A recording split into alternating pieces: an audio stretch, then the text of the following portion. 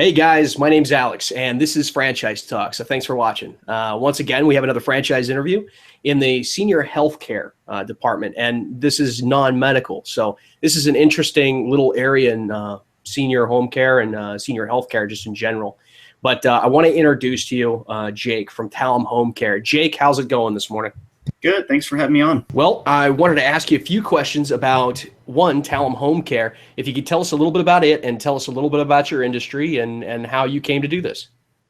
So yeah, Talem Home Care, we're a brand new franchisor. What we lack in tenure as a franchisor, we have a ton of experience in the senior care space. So personally, for example, I've been working in the senior care industry for a little over 13 years. I am a certified senior advisor. And then two of my partners, one is a LCSW, been in the industry for a little over 15 years. And my other partner has been working in assisted living and senior placement services for the past 8 years. So we've got quite a bit of combined experience among our team. And, in addition to launching this company when we did, in that 13-year span, I've done everything from skilled home care to hospice.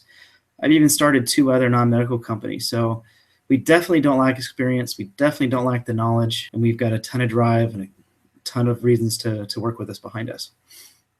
And you actually came from some of the prior franchises, the big franchises, didn't you?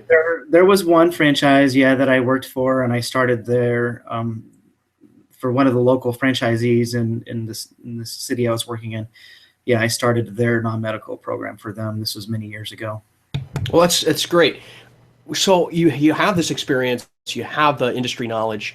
So what's Talem Home Care and its position in the industry? So our position's a little unique. Having been in the industry for a long time and seeing how other brands and other franchises work, I just saw a lot of holes and a lot of issues really not protecting the franchisee mostly. And I kept wondering, why are people buying these franchises when they're not really protected? And so our mission and goal really is to create a program and the ability that allows these franchisees the freedom to be full entrepreneurs and put their whole heart into it, and not just to be another employee, if you will, of the larger franchisor. Well, that works. I mean, it seems that way with a lot of different senior home care franchises, that they break it up into really small territories, and they really try and reap the full value of their systems, because right. Quite frankly, with the rise in senior health care and medical care costs and the growing senior population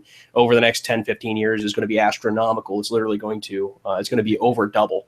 It's going to increase from, I think it was like 30,000 people, 35,000 people over 65 to I think it was somewhere in the 80s. I can't remember based on the industry report, but it's somewhere around there. Do your own research, guys.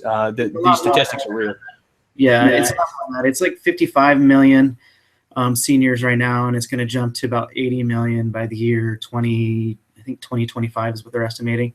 So seniors are turning 65 at the rate of 10,000 seniors a day. So right now we're at the very beginning of this large population boom of people that's going to need senior care, which is why the senior care industry in general is such a hot industry to be in. And when you look at all the franchises out there that people want to invest in or buy or purchase or become a part of, the senior care franchise world is by far one of the easiest industries to get in, to some extent. One of definitely the hottest industry to get into, and we are just now starting to hit the beginning phases of what I call a big boom. So, but it's just going to last for the next 20 years or so. Right, and that's where you guys come in. What is unique about Talem Home Care in senior healthcare in this industry? There's a couple of things, a lot of things that makes us unique. First of all, is just our core values and what we believe in as a company. We try to create, our mission, our goal in this whole company is to empower people to experience the full joy of life. So what that means to us is, whether the people we're working with are franchisees, whether it's our senior care clients, whether they're our employees, our whole goal and point of what we're trying to accomplish is empower them to live the way they want to live. So an example of that is franchisees. You know, a lot of franchisees, they want to become entrepreneurs. They have the desire to work for themselves, provide for their future, provide for their families, invest into what's going to happen down the road. But they also want a good work-life balance. And I feel that, you know, long-term, our company allows for that to happen. Some of the things that makes us unique more specifically, I guess, is kind of what you talked about. You know, larger brands, you know, they focus on small territories. They focus on really cramming in as many people they can into a geographic area or a metro city. And their business model is the more franchisees they have, the more money they make. And for us, it's not about the money. For us, it's just trying to empower people to help them live their dreams and live their goals and do what they want to do. So, you know, we offer very, very, very large territories, like 4 to 6 times larger than anybody else. We do that because it allows the franchisees the greatest opportunity to be successful, the greatest opportunity for growth, and it eliminates some of the headaches we've seen when you cram a bunch of franchisees into one metro area. We're not worried about reputation or how one, you know, if you get one bad franchisee in a metro area, it can harm everybody else. And so in our model, let's really limit and reduce the amount of franchisees to 1, maybe 2 people in a metro area and allow them to be true entrepreneurs and not put them inside a box, if that will. Okay, and that makes a lot of sense, particularly with the senior healthcare community. Right. So guys, do your research, look at some of this stuff, because this is going to affect greatly where you position or how you're positioned in the market. Even though it's a massively expanding market, this is going to affect how you grow your business and how this franchise will support you. Hurdles are going to show our audience what to expect when going into this senior non-medical franchise. So can you give us some of their hurdles to entry and how you help them overcome? Well, I would say there's roughly 2 main hurdles that you face. I wish I could sit here and tell you that owning a business is all roses and great and wonderful, but we all know if it's worth doing, it's probably hard to do, right? Otherwise, everybody would be doing it, right? So there's 2 main hurdles I see, and one is your caregiver staff. You know, you're working with, you know, 10, 11, 12, 13, $14 hour employees, and there's not a lot of loyalty, unfortunately, with these caregiver staff. So you're constantly recruiting. There's a lot of turnover. And so you've got to try to create ways to create retention and build some loyalty within your caregivers, because there's no stopping them from working with your agency versus other agencies. So we've created a system and we've created some programs that actually entice and encourage and creates loyalty among our caregivers. You know, with our philosophy being, you know, we're trying to empower them to improve their lives also, to experience the full joy of life. You know, we encourage our franchisees to create really inexpensive retirement plans for their caregivers. You know, one of our offices currently functioning offers paid time off, which is absolutely unheard of. No other brand is offering paid time off for these non-medical home care workers. So we offer vacation time, sick leave, opportunity to invest into a 401k type of plan, not quite a 401k, but a similar investment plan. And then we also encourage our field staff to also get involved in the community. You know, we want to have a strong presence within the community. So if we encourage and actually bonus our caregivers off of the ability to go out and volunteer at a nursing home or volunteer at a senior center, that builds a lot of loyalty within our company, and it's showing with our caregivers and the amount of retention we're keeping as compared to industry-wide. The other areas and hurdles you face is your payer sources and your revenue lines. Primarily in almost every other brand you see in the senior care world, particularly in the non-medical home care world, they teach you to go after private pay clients, meaning clients who have the cash and have the resources to pay for services.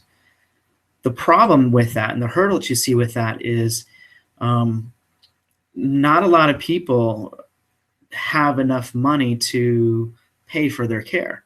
And so, you know, as we're booming, obviously seniors are turning 65 at a rate We're living longer, and so there's going to be a huge need. But the people that really need the help aren't necessarily the people with money. There's statistics and studies show that it's the people who can't afford all that extra care that are causing the big headaches or hurdles within the healthcare industry. So what we've done to combat that is we teach our franchisees to not only work with the private pay population, but we teach them to work at alternative payer sources that might help pay for care for a senior or someone who doesn't necessarily have the money or resources to do so.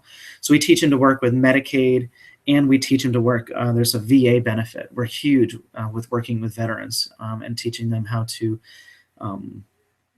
work with a pension that will pay for our care. So, kind of summarize that, where most agencies will have one revenue line or payer source, which is private pay. We open it up to 3 or 4. You have private pay, long-term care insurance, Medicaid, and the veterans benefit. Those are huge. And then we have multiple revenue lines. So again, another hurdle people have is non-medical in-home care is just one revenue line, and that's pretty much what most brands teach you. We have the ability to also teach you how to work with Philips Lifeline units, which are those PERS units, those Lifeline buttons. You see the commercials, help me, I fall and I can't get up. Yeah. Plus we do what they call senior placement services, which is kind of like helping seniors find a place to live at no cost to the seniors. So we can increase the revenue lines from one revenue line to three to 6. It really just depends on what your skills are and what you're looking to do. So our hurdles, we've been able to overcome a lot of those that others face by increasing a lot of those revenue lines of payer sources. Okay. So you have several different lines of payer sources and different lines to go about, and that's really good. That's diversification. Although you're going to have to look in, guys, when you're doing this, you're going to have to look into how much that is and question really around that, around those fields as far as the percentages, how much that brings in, and those are going to be further aspects that you're going to have to involve yourself in. But overall, it sounds good. It sounds like there's a lot of different areas that you can cover, that you're really filling the need in the market. And that it makes you unique. So that, congrats. Really, and this is something I ask of every franchisor, and I really want to get a good feel of this. What does success look like in Talem, and why should you be a Talem franchisee? To us, success is doing what you love to do, which most people in our franchising world, at least in the senior care, loves helping others and making an impact in the communities they work in. And so to us, the biggest major success is, do our franchisees have a good work-life balance? I'm sure most people don't want to work 100 hours a week. you kill yourself if you do that to some extent. So if you've built it up to where you've got a steady stream of income that you're happy with, that you have a good work-life balance, allows you to enjoy your family, and also if you're making an impact and making a difference in the lives of these seniors and in the lives of your community members. That's how we're going to judge success. It has little to do, you can judge success off of how much they bill or how much money or revenues and profits they bring, and trust me, the numbers are there. That's not a big deal. But to us, the big success is those who are working, enjoying what they're doing, making an impact, and not overstressed about it. That's perfect, because in this field, it's easy for people to get stressed. I know I'm talking to a few people right now. One of my clients is working. She's ended up working 115 hours last week. Yeah. Working in the senior care. And Oh yeah, and that's, you're going to be working a lot initially from scratch, but how long is that going to take for you to be able to calm down? Is that's really something that not necessarily Jake can answer, because it brings into monetary, it brings into effect, and it brings the subject up of money. It always brings the subject up of money, and that's okay. But Jake can't answer that because he cannot give you an earnings claim. I can't give you an earnings claim off any of these franchises. You can look at industries, you can look at how much they bring in, and you can look at individual franchises as how much they bring in. And then you talk to franchisees and individual companies, and you can look at their audited financials. That is where you get your info. So that's part of the process, and not necessarily Jake is going to be able to answer, but it sounds like he's roving around the right areas that you're supposed to gauge a franchise off of initially before you start looking at financial information. We can lead you to water. We can't make you drink the water. We can teach you what to do. We can teach you how to do it. You have single unit and multi-unit territories available, correct? Correct. Yeah. Okay. So what does the plan look like for a multi-unit developer, somebody who wants to open a lot more territories or essentially get a lot more going? I know you have significant territory going, but do you have a plan in place for those people who want to take over essentially necessarily a state? Potentially, yeah. I mean, so with our pricing structure for our territory sizes, at the very beginning, we've made it really attractive and affordable just to instead of taking size A, size B, which is double the territory size, is only a small amount more, and size C is even small amount more after that. So if you're looking at having multiple offices and multiple territories and really having a large territory, it's in our model, it's more beneficial to look at that right at the very beginning. But let's say someone doesn't do that. We definitely will work with them. The fees when buying territories are obviously smaller if you're after you buy your first one, if you're buying extra ones. So really our biggest goal is not to have 1 million franchises across the country and have 200, 300, 400 locations like other brands, because those other brands, those franchisees just become another number to them. Our goal is to have a franchisee and help support them whatever their goals are. So if their goal is to take over a whole state, we're going to work with them, we're going to negotiate, and we're going to figure that out. And because our territory sizes are so huge, like absolutely huge, it's easy to do that with us compared to, say, other companies out there, other brands. Okay, so your model looks more not necessarily like you want to sell more franchise territories, but you have different packages, like an ABC package that encompasses more and more population density. Is that correct? Correct. Okay, yeah. That makes a lot of sense. Which particularly with your model, sometimes is the same cost as most people's option A, believe it or not. Yeah, true. I've seen your population sizes, and those are quite large. So overall, we've covered that. We've covered why you want to be a franchisee, but in your own words, why do you want to be in business for yourself, and why do you want to be a franchisee? Why do you want to be in franchising to begin with? Well, look at the path that I took. I worked in senior care for 13 years. I worked for large corporations, and some of the problems that I have with working for large corporations is it seemed to me, and this is my own personal opinion, that it stopped being about the care. It stopped being about the seniors and the clients in the community. It became more about the monies and the numbers. And in my opinion, why can't it be both? Or why can't it be a little bit more towards doing what's right for the clients? And so if you're tired of working for large corporations and want to be your own boss, which who doesn't want to be your own boss? I mean, once you're up and running and you have some staff, again, it's a work-life balance. If you want to be able to take your kids to a ball game, you can. As long as the job gets done, that's all that matters, right? And so why would you want to be an entrepreneur? Why would you want to buy a franchise? Theoretically, in my opinion, if you're doing it right, it gives you the opportunity to not be stuck in a dead-end job, not be involved in this huge political corporate politics, have the freedom to do what your heart desires and the freedom to make a great earning, and like I said, spend time with your family. Those are the people that we're looking for and the people that we want to work with.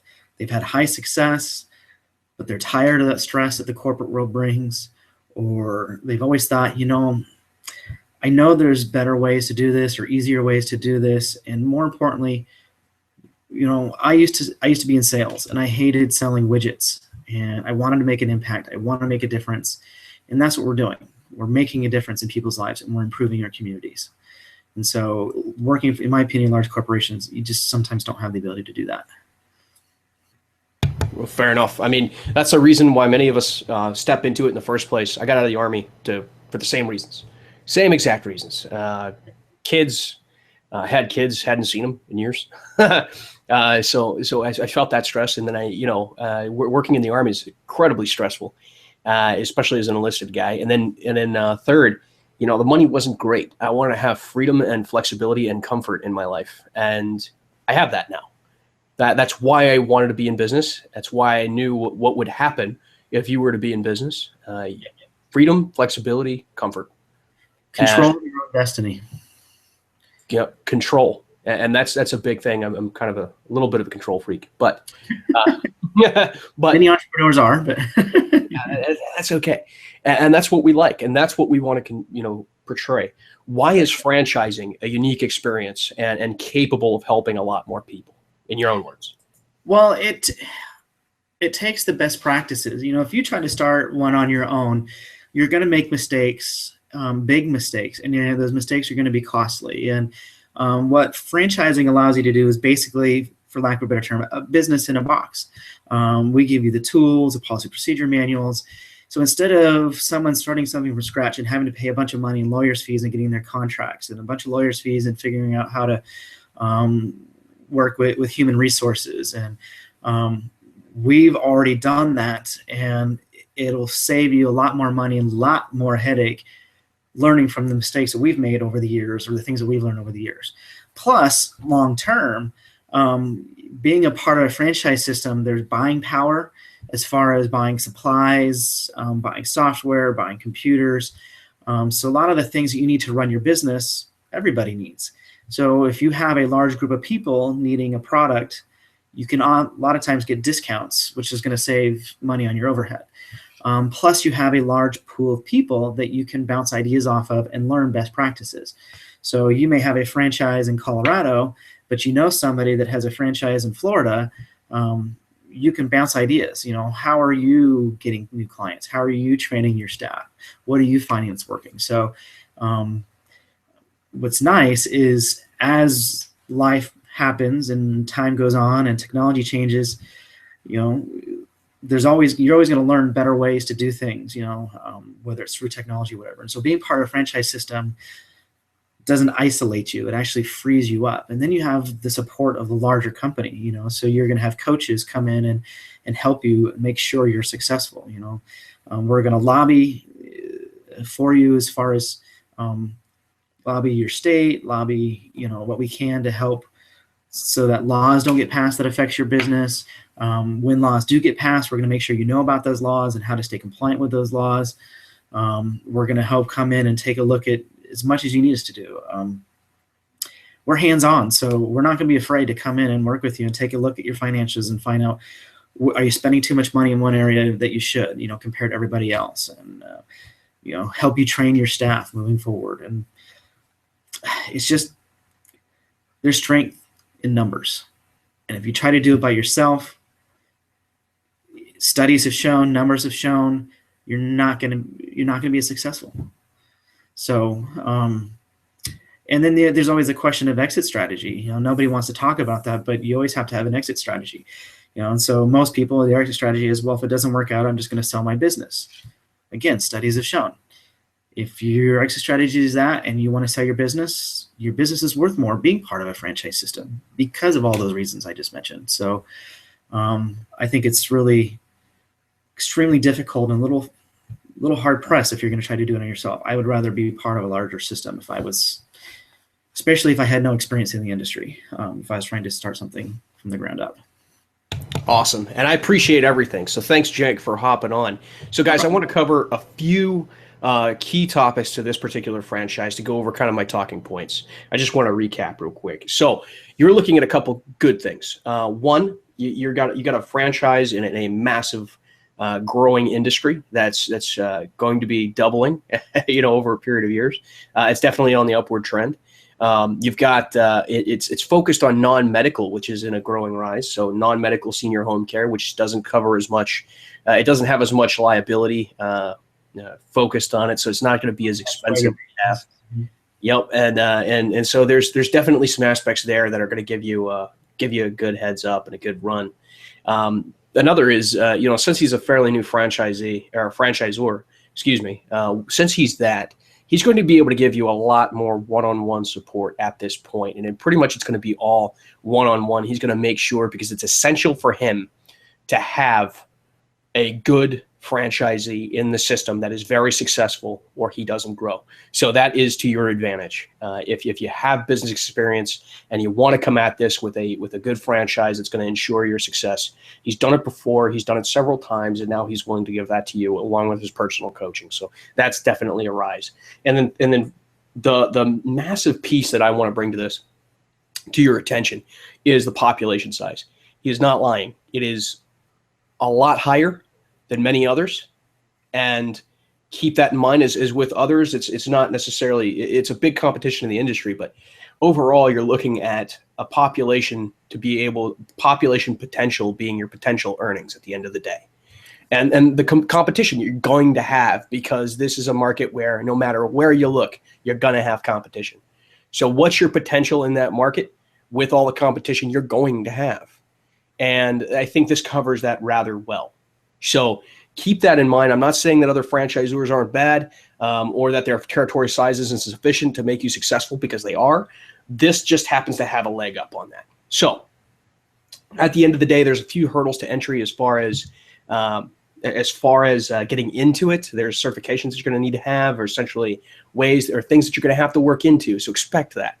But and also a new franchisee or a new franchisor is always going to be, it doesn't have the brand strength yet, but at the same time, it doesn't have the cost either. So as you move up with those other franchisors that are a little bit more experienced or have larger numbers, you're going to see successes and failures and everything that ties to that. So you're going to get both sides of the house.